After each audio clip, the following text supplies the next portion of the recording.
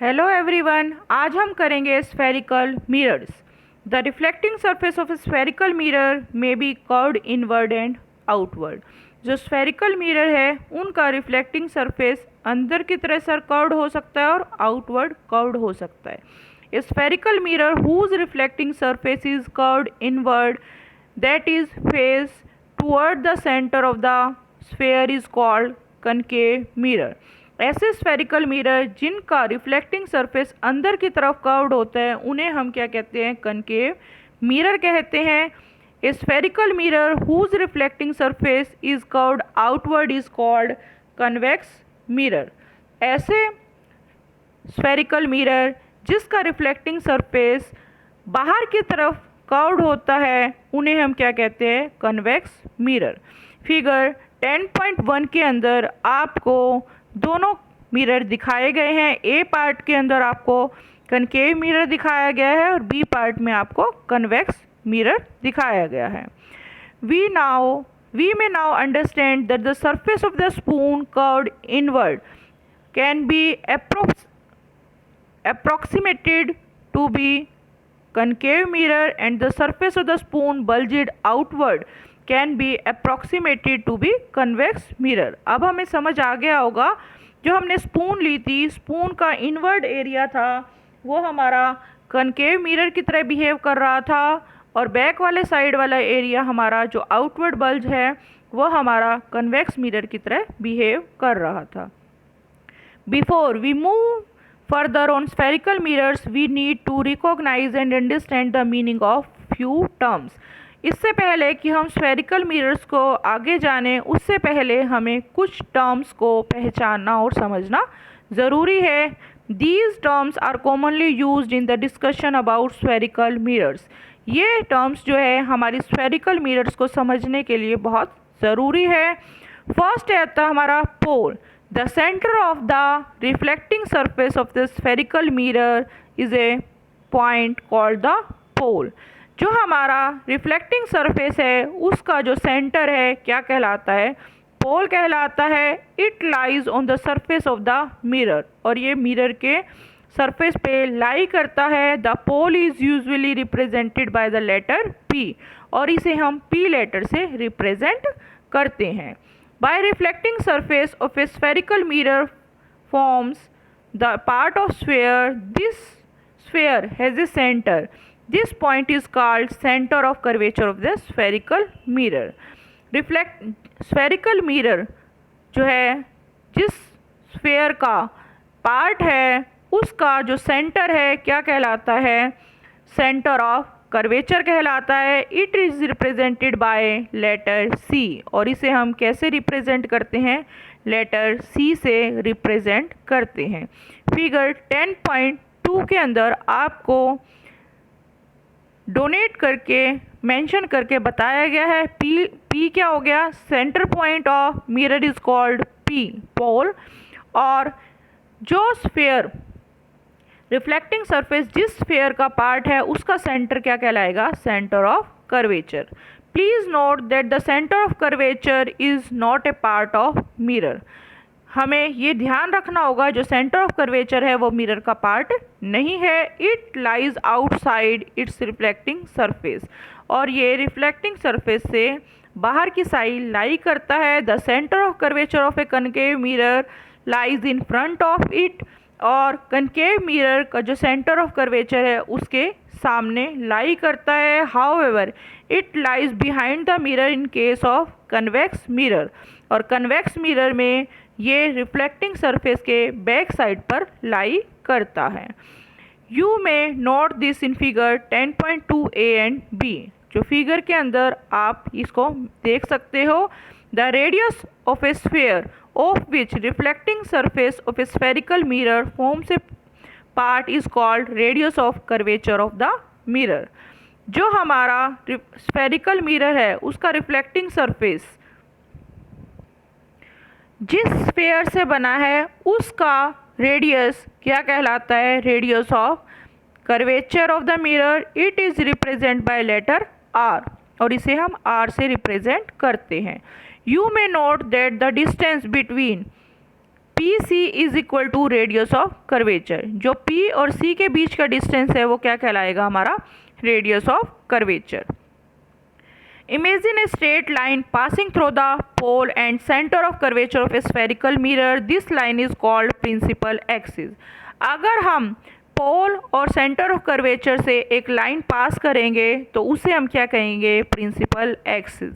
Remember that principal axis is normal to the mirror at its pole.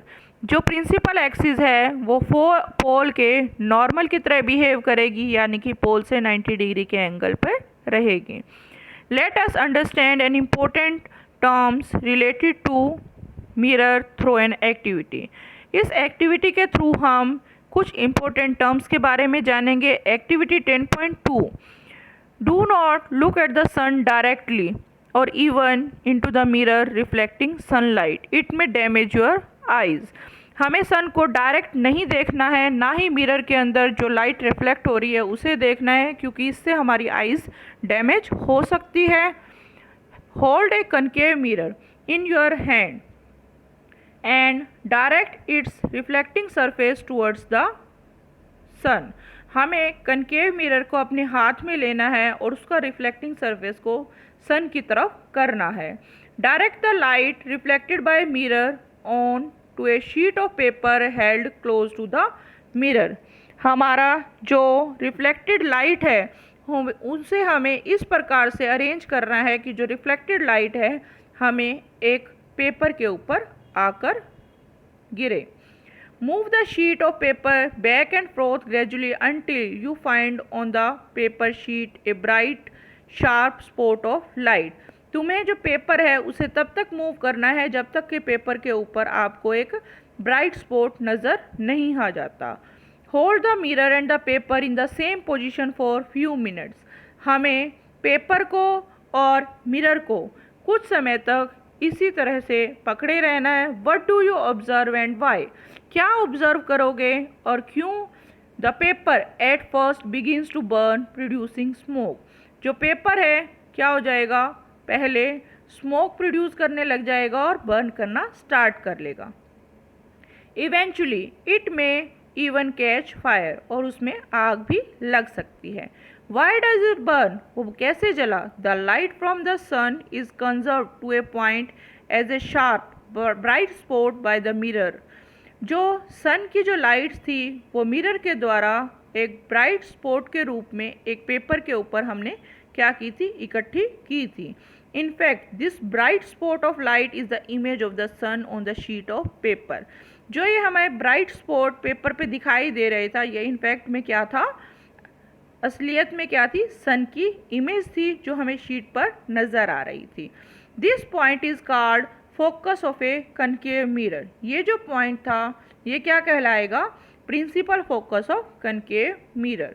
Heat produce due to concentration of sunlight ignites the paper. जो heat है इतनी ज़्यादा produce हो जाती है कि पेपर के अंदर आग लग जाती है। The distance of this image from the position of mirror gives approximate value of focal length of the mirror.